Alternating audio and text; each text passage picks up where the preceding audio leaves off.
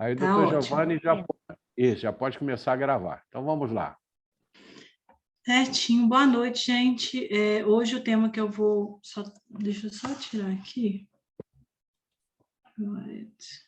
Isso. Hoje o tema que eu vou apresentar é o de tratamento da hipermetropia, né? Quais os limites e as técnicas. Eu confesso que foi bem desafiador para mim, porque na prática, né, quando a gente acompanha ali na ocular ou no dia a dia mesmo, a gente vê mais correções de miopia, né? Então é um tema menos palpável, pelo menos para mim. Mas apesar disso, é extremamente importante. A gente sabe que a gente tem muitos pacientes hipermétropes que também vão ser potenciais para o procedimento refrativo, né? Então é necessário a gente debater hoje sobre o tema. Deixa eu só tentar passar aqui, pronto. Então, vou começar falando os conceitos básicos mesmo sobre hipermetropia. Lá no livro de refratometria ocular do professor Milton Ruiz, ele divide a classificação pelos aspectos anatômicos e pelo grau também dessa hipermetropia, né? Então, a gente sabe que a hipermetropia ocorre quando esse olho, quando está em repouso acomodativo, ele tem um poder refrativo insuficiente para o comprimento axial dele, né? Então, na classificação axial é essa, nada mais é do que esse olho ter um curto comprimento axial mais curto. No ponto de vista anatômico, quando ele fala em refrativo, né, de índice, é quando um ou mais índices dessa refração dos meios ópticos tem alguma anormalidade, né? São anômalos.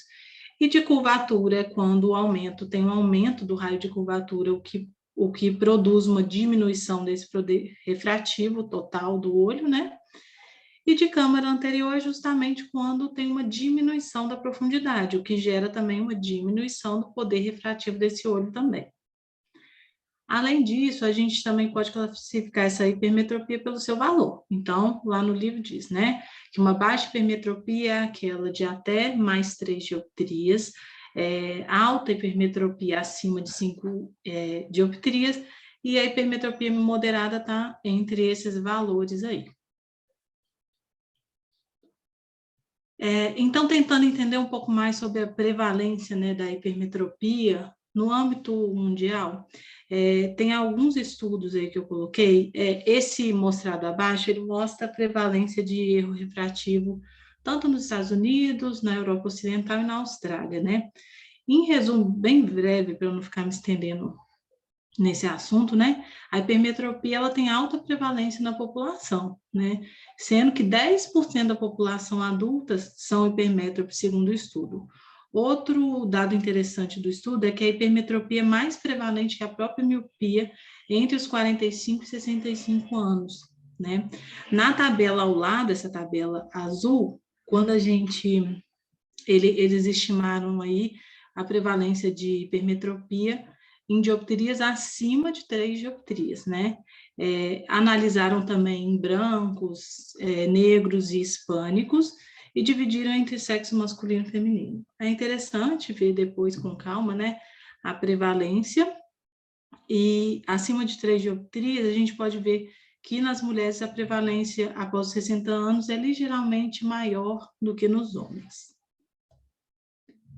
Esse outro estudo aqui, europeu, analisando a hipermetropia, só que nesse caso acima de 1 dioptria. Então, a gente pode ver que a prevalência no outro estudo, né, que avaliava, variava entre 10% a 20%, chega a aumentar bastante quando a gente avalia hipermetropias acima de 1 dioptria, né, chegando a mais de 50% a partir dos 65 anos em mulheres, como a gente pode ver nos quadrinhos aí que estão circulados, 4 em vermelho, e em homens 48,4%. Então, é uma prevalência, né? São porcentagens bem expressivas.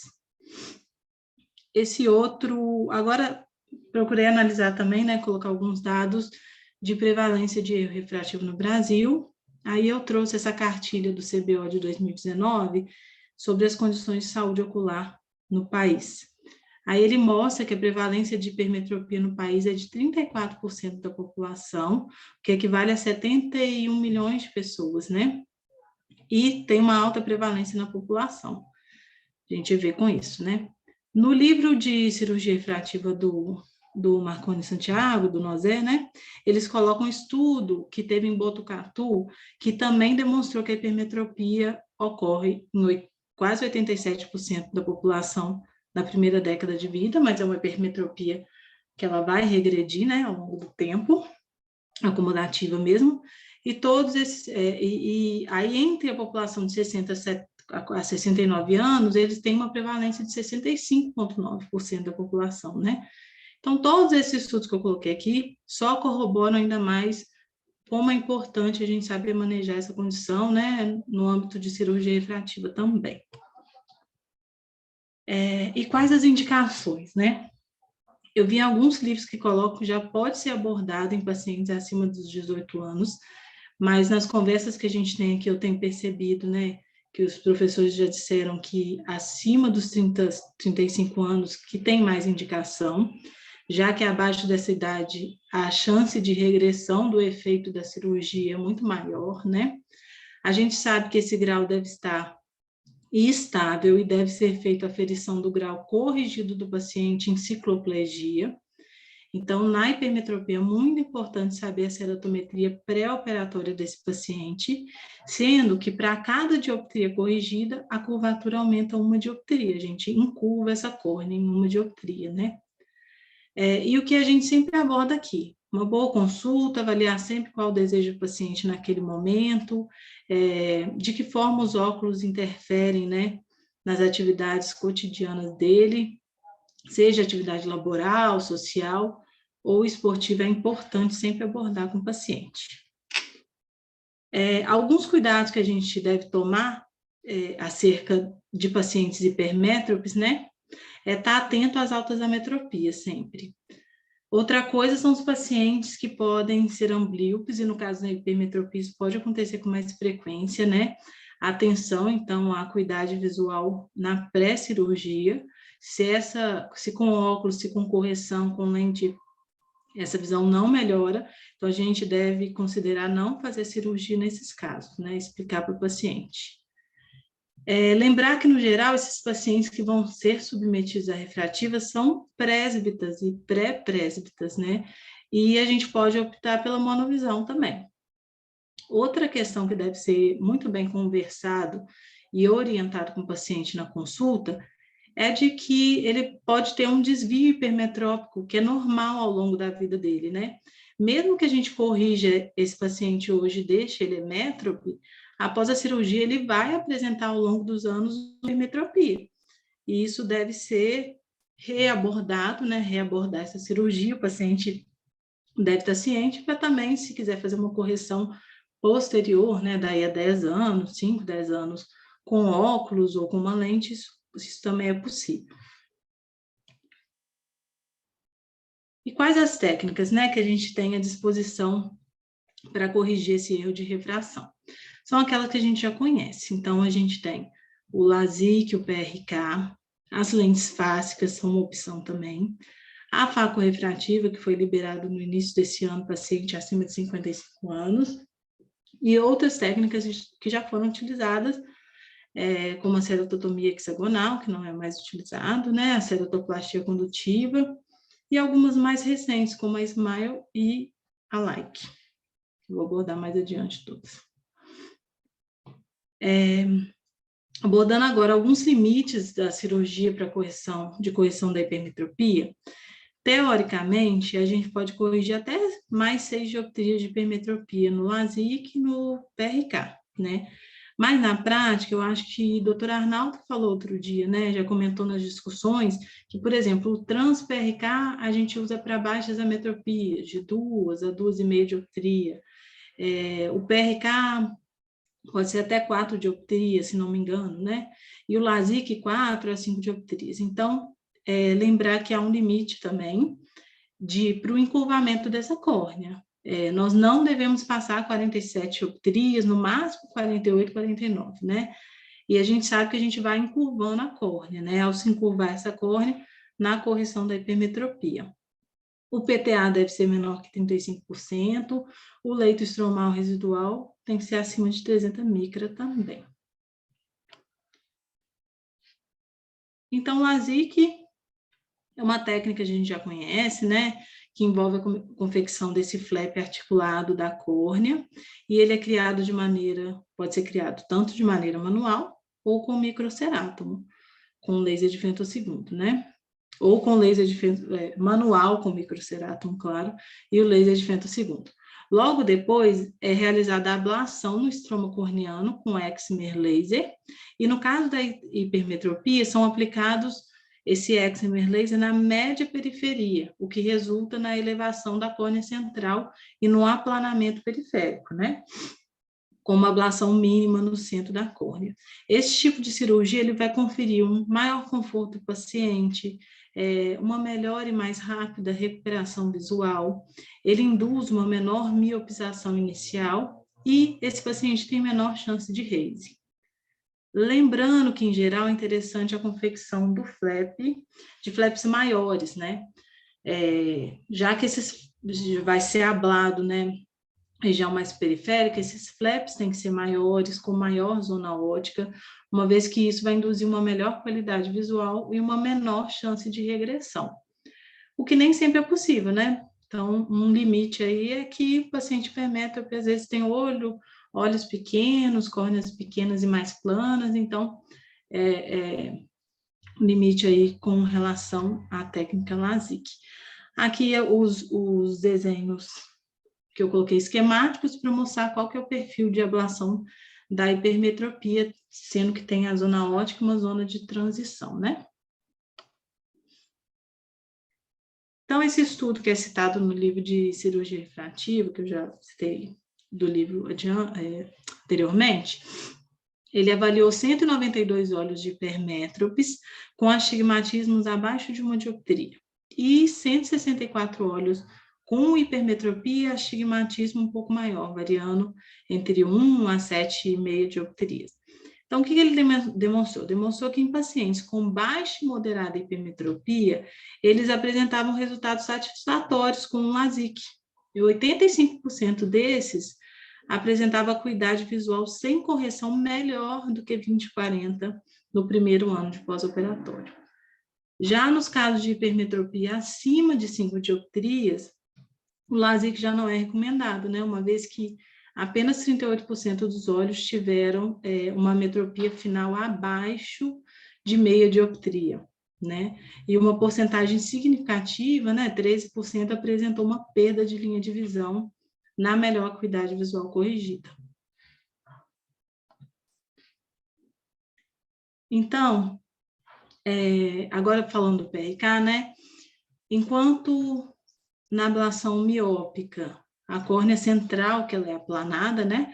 A gente sabe que na correção hipermetrópica, a remoção do tecido, principalmente na média periferia, né? Que a gente já comentou, levando ao encurvamento central. E para garantir uma correção adequada, a área de ablação ela tem que ser maior, essa zona óptica deve ser mais ampla, né? Mas esse padrão de ablação ele é mais instável que o padrão miópico, o que pode levar a uma regressão a médio e a longo prazo da cirurgia, né? O principal fator associado a esse fenômeno que eu falei, né, é a quantidade de dioptrias corrigidas. Quanto maior a dioptria corrigida, maior chance de regressão. Uma outra limitação associada ao PRK é que ele é mais comum o haze em média periferia, em forma de halo também. É importante a gente saber, né, que as correções acima de 4 dioptrias tendem a ter um resultado menos previsível, menos estável, então a gente deve evitar, no caso do PRK. Nessa tabela também retirada do livro de refrativa, a gente pode observar que em estudos com hipermétropes de até mais 6 dioptrias, demonstraram que mais de 40% a quase 60% dos olhos apresentavam acuidade visual com correção de 20/20 ou maior. E de mais de 90% dos olhos com 20/40 ou maior, e 84% a 91% dos pacientes estavam entre mais ou menos uma dioptria da correção planejada, né? Mas cerca de 1 a 3,5% dos olhos perderam também 2 linhas de visão. Então, já falei do LASIK e do PRK brevemente, né? Agora, abordando um pouco as lentes fásicas, a indicação acima de 18 anos, com aquela ressalva que eu falei, né? No caso da hipermetropia, um pouco mais tarde. O grau deve estar estável. Esses pacientes são pacientes que, em geral, têm possibilidade de tratamento a laser. O cristalino deve estar transparente, né? E visa corrigir já altas ametropias. Então, quando a gente não consegue corrigir com os lasers, né, a lente fáscica é uma possibilidade. Quais as limitações nesse caso? Essa câmara anterior desse paciente, quando menor que 2,8, já limita a cirurgia, na verdade, contraindica a cirurgia, né? Anormalidades também na câmara anterior contraindicam, uma pupila muito grande e uma contagem endotelial baixa também contraindica a cirurgia. A gente tem lentes de câmara anterior de fixação iliana, a Artisan, lembrando que a Artiflex não tem opção para hipermetropia, pelo menos foi o que eu vi, né? E as lentes de câmara posterior, a ICL, e a iCrio, ela é só para altas miopias e astigmatismo. Então, para hipermetropia, a gente tem a Artisan, de fixação iliana, e de câmara posterior, a ICL. Então, falando aqui, então, das lentes fásicas, começando com a Artisan, né? A lente Artisan, ela é uma lente de pressão única de PMMA, a zona ótica dela é de 5 milímetros. Ela vai corrigir nos hipermétropes de mais 1 a mais 12 dioptrias. Então, ela é ideal para altas ametropias, né? Na técnica, falando um pouquinho da técnica, né? São feitas 2 paracenteses, depois é feita uma incisão principal de 5 ou 6 milímetros. É introduzido a lente primeiro na posição vertical, tudo está mostrado aí, né, nos desenhos esquemáticos. Não esquecer de aplicar viscoelástico na face anterior da lente para proteger o endotélio, como demonstrado, né? Depois é colocado a lente é rodada para a posição horizontal e centrada na pupila. Aí são colocadas as garras da lente, né, na média periferia da íris, encravando essa íris aí no áptico da lente. Depois tem que realizar também uma iridectomia, caso não tenha sido feita previamente, né? Então, com relação à ICL, né? São as lentes fásicas de câmara posterior. Ela é para correção de hipermetropia, tem diâmetro de 5,5 milímetros e vão corrigir de mais 3 a mais 21,5 dioptrias. Então, para realizar também, são realizadas 2 paracenteses, uma incisão corneana temporal de até 3 milímetros, né? O visco injetado na câmara anterior, aí ele tem um cartucho próprio, que você coloca a lente e introduz na câmara anterior, depois você vai posicionar os ápticos abaixo da íris, com o manipulador mesmo. Lembrar de não tocar na zona ótica. E de retirar o visco também. Então, a ICL, a câmara anterior, eu fiz uma aula que era só sobre lentes fásicas e tinha isso tudo, aí eu peguei um pouquinho dela só para a gente rever. Aqui falando um pouco da facorrefrativa brevemente, né?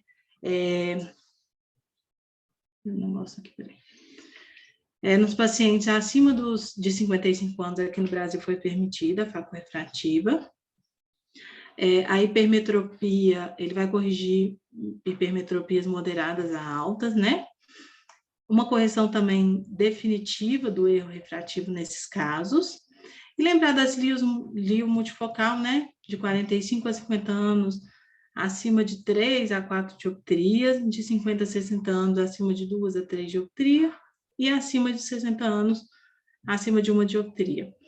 Lembrar da lio monofocal também, e o alvo para a gente vai ser plano a uma correção de menos 1,25 dioptria, né? Aqui, só para a gente ver algumas técnicas diferentes, né, que não fazem parte do nosso dia a dia, mas é uma outra técnica que pode ser usada no caso de hipermetropia. Antes era, na verdade, é mais usado para miopia, né? É a técnica do Smile, ou técnica que utiliza Smile, né? A gente sabe que o Smile, você tem uma remoção de uma lentícula intracorneana E o grande problema, a grande limitação dessa técnica, no caso da correção da hipermetropia, é de que essa lentícula ela deve ser idealmente de uma boa espessura periférica e ela deve ter uma mínima espessura central. Então, as grandes dificuldades de ser manejado o SMILE na hipermetropia é fazer com que essa lentícula tenha esse poder, né, da hipermetropia. Aqui eu coloquei uma outra técnica que eu vi numa aula da Unifesp, eu vi numa aula do Dr. Ramon Gagnon, lá de Joinville, que é a LINE, é a de um implante, deixa eu tirar o som aqui, peraí. É a desse implante, que também é uma lentícula intracorneal, né, para correção da hipermetropia. Aí tem alguns casos que se retira a lentícula de SMILE de um paciente, por exemplo, de miopia, coloca essa lentícula removida, ela é colocada, implantada superficialmente no olho hipermétrope, por exemplo, e aí você espera de 4 a 6 meses para cicatrização. Depois você faz uma avaliação mais confiável dessa refração, né? E desse paciente, e realiza um laser topoguiado para regularizar a superfície dessa córnea e tirar o resto da hipermetropia residual, né? É um procedimento bem complexo, não sei se faz parte da realidade mesmo, né? Do dia a dia de alguém, mas é interessante a gente saber, né? Já que é uma técnica também para hipermetropia. Bem, gente, é isso. Para mim foi difícil fazer aula, porque é um tema muito amplo e eu não consegui encontrar nada que falasse só sobre hipermetropia, então eu tive que ir buscando um pouquinho as coisas. Eu queria muito que os professores pudessem falar qual que é no dia a dia, o que eles acham, né? Qual que é a prática que eles têm com relação à hipermetropia. Obrigada.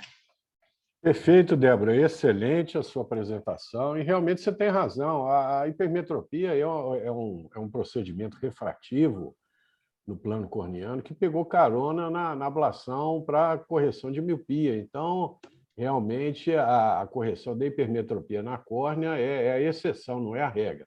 Mas eu vou pedir ao Reinaldo para fazer os comentários iniciais, e depois eu comento. Tá bom. Reinaldo, você está online? Parabéns, Débora. É realmente um assunto muito extenso. Agora, você conseguiu abordar muito bem as diversas... Você se propôs a fazer uma apresentação e cumpriu o seu objetivo. Foi falar das técnicas e limites. Então, teve muito bom. Parabéns. Agora, o seguinte, algumas considerações sobre o tratamento da hipermetropia. Realmente, os pacientes que mais se beneficiam são os pacientes presbitas. Pacientes jovens, se ele tem baixa hipermetropia, ele não é tão dependente de óculos, a menos que ele tenha um estrabismo acomodativo. Nesse caso, ele pode se beneficiar do tratamento da hipermetropia para correção tanto do desvio quanto da ametropia. Lembrando que, nesses casos, mesmo que ele tenha uma ótima visão pós-operatória, a correção tem que ser total, porque senão ele vai ter o desvio e vai ficar dependente de óculos do mesmo jeito. Lembrando que a hipermetropia axial, frequentemente, a melhor correção para ela é óculos ou lente de contato. E a hipermetropia de índice ou de curvatura, a melhor correção realmente é a correção refrativa. Lembrando que para baixas hipermetropias, você pode fazer tanto o PRK quanto o LASIK. Agora, para médias e altas hipermetropias, o LASIK, ele é a técnica que praticamente é a única que deve ser feita, porque vai ter muita regressão quando você faz PRK em hipermetropias maiores. Você falou muito bem a questão da incidência, né, da prevalência de hipermétropes na população adulta. A gente tem que lembrar o seguinte, gente, o nosso conceito de velhice, ele envelheceu. Hoje, com a média de idade, né, as pessoas estão vivendo hoje 75 anos. Então, uma pessoa com 60 anos, muitas vezes, a maioria das pessoas está numa fase muito produtiva, né? no seu trabalho. Então, ela tem as suas vontades, seus desejos também. E, principalmente, mulheres com maior vaidade, muitas vezes elas querem ficar independentes dos óculos. Então, a gente não deve tratá-los como velhos, deve tratar de uma pessoa que tem objetivos, né, e que a gente pode tentar atendê-los, né, expectativas, atendê-los com a cirurgia refrativa. Certa vez, já tem muito tempo, quando a gente estava querendo trocar o nosso laser, eu fui acompanhar um serviço de grande movimento em São Paulo. E eu fiquei impressionado na sala de recepção. Só tinha velho. Era uma coisa assim, que eu não estava acostumado, porque no ocular laser a gente estava acostumado a operar só jovens, pacientes míopes. E lá, esse colega era um colega de alto movimento, e ele operava para muitos colegas. E era impressionante a quantidade de pacientes adultos já, presbíteros e muitos já idosos que estavam lá para fazer a cirurgia do H-LASIK. Se fazia LASIK em todo o mundo. Bom, então, realmente, a gente tem que pensar que é um grupo de pacientes bastante que pode se beneficiar muito dessa técnica, e a gente deve, se o paciente tiver interesse, considerar isso como uma possibilidade. Outra coisa que também é importante de entender é o seguinte: quanto mais plana a córnea, mais você pode realmente corrigir hipermetropia. Lembrando que você não encurva uma dioptria para cada dioptria tratada. Tá? Não existe uma relação de 1 para 1. É menor do que a quantidade de dioptria tratada. E um cuidado muito grande a gente deve ter em duas situações: pacientes amblíopes e pacientes que têm a supressão, ou seja, têm visão monocular. Esses pacientes, gente, eles não têm muita indicação, ou praticamente não têm indicação de cirurgia refrativa, porque, como estou dizendo, eles são pacientes que têm visão monocular. Agora, se esses pacientes se adaptarem bem com báscula, a báscula pode ser uma excelente alternativa, porque eles não vão ter diplopia. Essa é a grande vantagem do paciente que tem uma supressão, que tem visão monocular. Agora, quando se pensar em fazer báscula, que é muito comum a gente fazer em pacientes pré-presbíteras ou presbíteras, a gente tem que tomar muito cuidado se esses pacientes se adaptam à báscula, saber se eles já usaram lente de contato sem queixas, e, se não for o caso, fazer um teste com eles de lente de contato, deixar eles usarem a lente em suas atividades diárias, principalmente pacientes que precisam dirigir à noite, e à noite dá um ofuscamento bastante incapacitante se o paciente tem uma ótima visão binocular, com estereopsia, tudo, uma correspondência retiniana, esses pacientes vão ter muito desconforto noturno. Então, pacientes também muito exigentes, né? Arquitetos, engenheiros, tomar muito cuidado em fazer báscula com esse tipo de profissional, porque isso pode ser uma limitação na sua profissão. Lembrar também que o trans-PRK ele é feito só até 3 dioptrias, e é uma excelente opção para baixas hipermetropias, né? E, como você disse muito bem, a gente deve evitar encurvar muito essas córneas. O paciente tem uma córnea já muito curva, você pode, no máximo, tratar aí uma baixa hipermetropia. E outra coisa, quando você trata hipermetropias um pouco maiores, você tem que preparar o paciente para tolerar uma certa miopia, pelo menos temporariamente. Isso pode acontecer, isso temporariamente pode ser variável. E esse paciente, às vezes, fica com uma visão ruim de longe e eles ficam muito queixosos. Então, tem que prepará-los para que pode ser que, excepcionalmente, você tenha até que passar um óculos para longe enquanto não haja regressão dessa miopia induzida. E eu gosto muito de LASIK com fento. Agora, o fento LASIK é uma técnica muito desafiadora. Por quê? Porque pequenos descentramentos do flap vão inviabilizar a aplicação do laser. Diferentemente, quando você faz miopia. A miopia você pode ter descentramento do flap, que muitas vezes, dependendo da zona óptica, você consegue fazer o tratamento miópico. Mas na hipermetropia, se você não tiver um excelente centramento do flap, tomar muito cuidado na hora de colocar o anel de sucção, na hora de centralizar manualmente no laser, para que a gente não tenha o flap descentrado. Se acontecer do flap ficar descentrado, você não deve aplicar o laser, reposiciona o flap, espera algum tempo para fazer um novo flap. Tá certo? E lembrar também que pacientes exigentes não devem ser submetidos a médias ou altas hipermetropias. Primeiro, porque vai ter regressão. E segundo, porque vai ter perda de linha. Isso é muito comum, né? Esses pacientes, às vezes, ficam muito satisfeitos pela menor dependência de óculos, tanto para longe quanto para perto, porque essas córneas ficam multifocais. Então, eles pacientes, às vezes, se eles não forem muito exigentes, eles ficam muito satisfeitos. Mas, se for muito exigente, tomar muito cuidado com miopias, com hipermetropias um pouco mais altas, porque vai ter perda de linha. Então, e lembrando mais uma vez, que o PRK deve ser feito apenas em baixas hipermetropias. Pacientes que forem muito exigentes com uma hipermetropia, mesmo que não seja muito alta, o tratamento que dá melhor qualidade de visão é a facorrefrativa. E lembrando que facorrefrativa é cirurgia de resultado e não de meio, é de fim.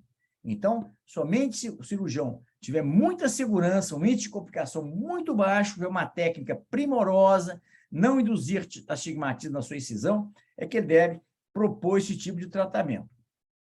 A lente fásica é sempre uma alternativa, que é uma alternativa muito boa. O problema é que esses pacientes hipermétropes são pacientes de olhos pequenos, frequentemente com câmaras anteriores rasas, e muitas vezes a facorrefrativa tem mais indicação, exatamente que você pode aprofundar essa câmara anterior, evitando que esse paciente possa ter um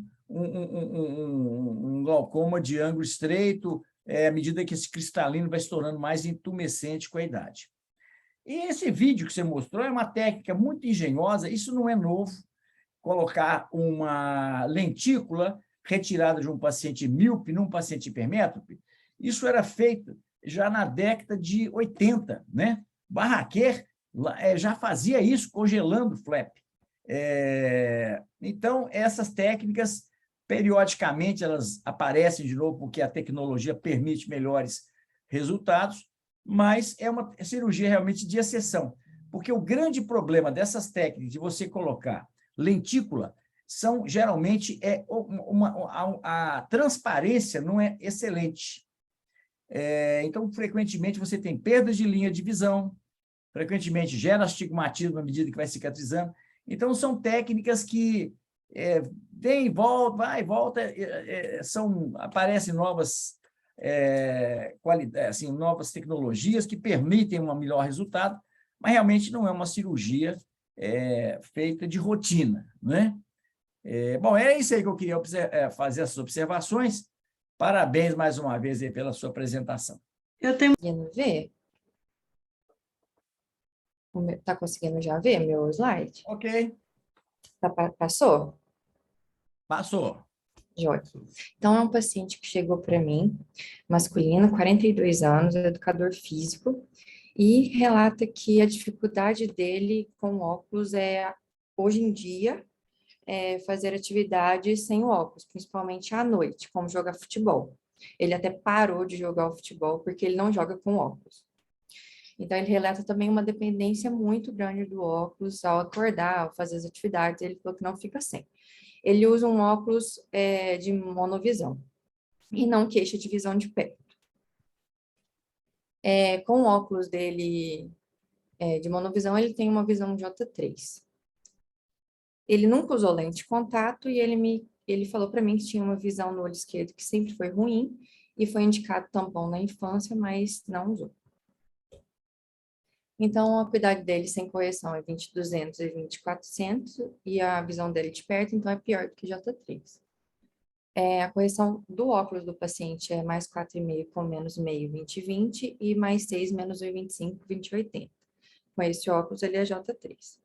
Na dinâmica que eu fiz, ficou quase semelhante, né? Mudou o astigmatismo de 0,75, e no olho esquerdo alterou um pouquinho a hipermetropia e a miopia, mas continuou 20/80. Adicionei mais 1,25, no olho direito ficou J1 e no olho esquerdo ficou J3. Beleza. E aí, esse aqui é o pentacam do paciente. É uma córnea regular, né? Assim, né? Uma córnea com astigmatismo de 40,4, com 41. Tem uma paquimetria no ponto mais fino no ponto central de 568, ponto na frente de 567. E é uma asfericidade 0,39 no olho direito. Um arte máximo bom, sim, sem alterações, né? O olho esquerdo dele é uma ceratometria de 39,5 e 40,8, com uma paquimetria de 558 no centro, uma esfericidade de 0,48, um arte máximo de 451. E aí, eu fiz um teste de lente de contato, tentei fazer báscula no olho esquerdo, mas não evoluiu muito bem, continuou J3. Então, eu optei por colocar uma lente nele, 4,75 e 6,5, e liberar o paciente com essa lente, para ver também se ele vai adaptar com lente, como é que vai ficar a visão, se vai ficar bem para ele jogar futebol à noite, se é isso que ele espera, e talvez também continuar com a lente, né? Então, e outra coisa, biomicroscopia dele cristalino transparente, sem outras alterações. E aí eu queria saber a conduta de vocês. Faria uma a Galasic mais báscula, faco refrativa no olho direito, ele não tem 50 anos, né? 55, faco refrativa AO, lio monofocal, multifocal, esperar os 40 anos, ou já propôs? Se eu fizesse com a Galasic, será que atrapalharia ele fazer uma lente multifocal? Mas lente multifocal num olho só? Enfim, eu tenho várias dúvidas. É isso. Eu queria saber a opinião de vocês. Você quer falar, Arnaldo? Reinaldo, fala você primeiro, porque eu perdi o comecinho, que eu tive um problema de áudio aqui, eu não consegui, os primeiros slides eu não consegui entender. Tá ok. Bom, então, Letícia, é o seguinte, é um caso, então, de um paciente de 42 anos que, aparentemente, na sua profissão, ele não tem grande exigência visual. Faz educação física, ele quer não usar óculos para poder praticar esporte. Isso. Agora, ele tem um grande problema, que é a ambliopia do olho esquerdo. Isso. Bom, então é o seguinte, você fez a conduta perfeita.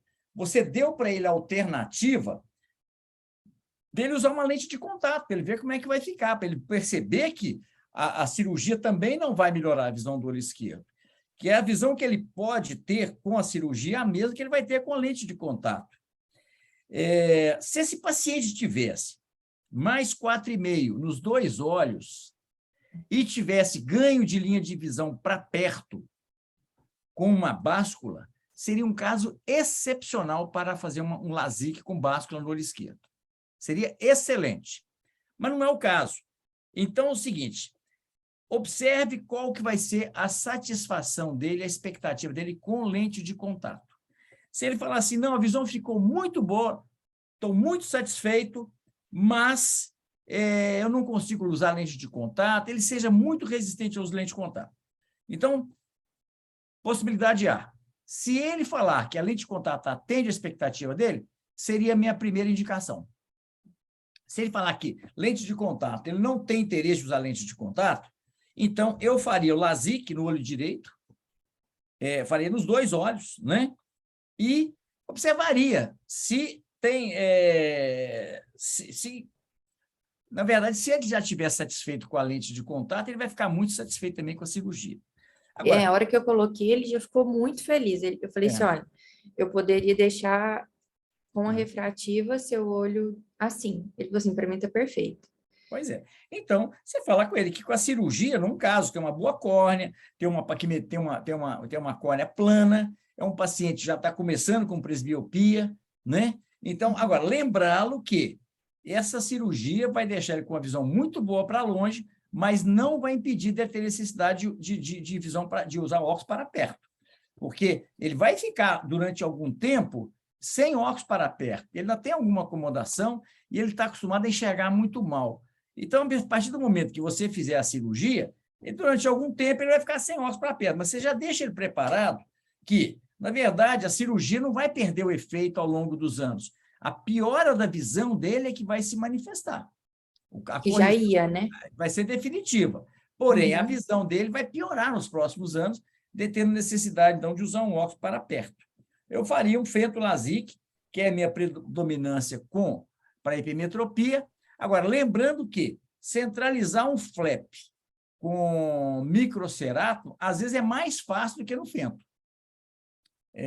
Então, poderia fazer tanto com o Fento quanto com a lâmina. Agora, lembrando que é um paciente que tem uma visão ruim no olho esquerdo, então esse paciente não pode ter nenhum tipo de complicação, porque desse olho direito dele, e no caso, o Fento ele é mais seguro do que a lâmina.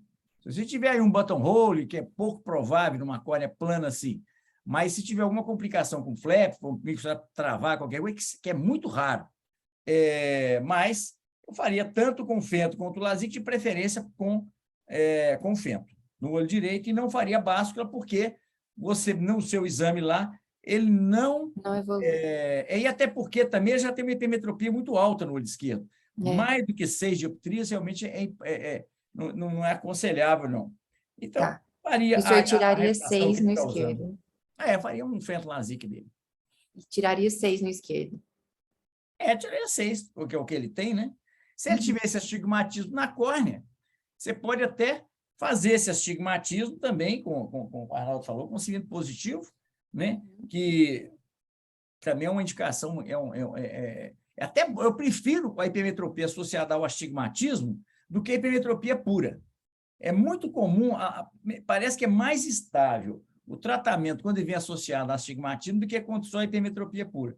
Mas como o olho direito, que é o olho fixador dele, não tem uma hipermetropia tão alta, é um caso bom para o LASIK. Entendi. E também a questão de, se ele futuramente quiser fazer uma faco, ele não vai querer fazer uma lente multifocal também, porque pode dar halo, né? Isso agora seria a segunda parte. Você tem que preveni-lo que paciente que já foi submetido à cirurgia refrativa, essa córnea desse paciente ela vai ficar meio que multifocal. É interessante. O paciente fica bom de longe e fica bom de perto. Às vezes a visão de perto fica melhor do que ele tinha antes com o mesmo óculos. Então, eu não gosto de lente multifocal pós-cirurgia refrativa corneana. Eu uso lente tórica se for o caso, se o astigmatismo for bem corrigido com óculos. Mas lente multifocal, eu não acho que seja bem indicada, porque, principalmente, um paciente de amblyopia, a lente multifocal, ela, quando é feita nos 2 olhos, o paciente tem uma boa visão binocular, a adaptação com a lente multifocal é muito melhor.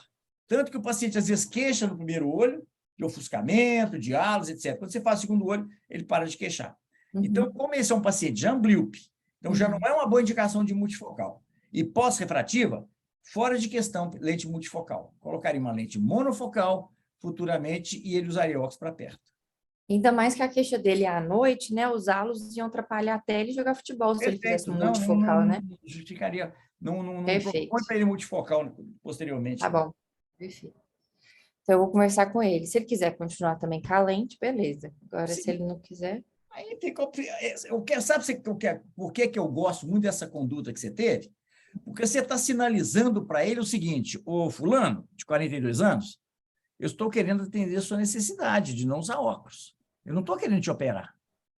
A cirurgia tem que partir do paciente.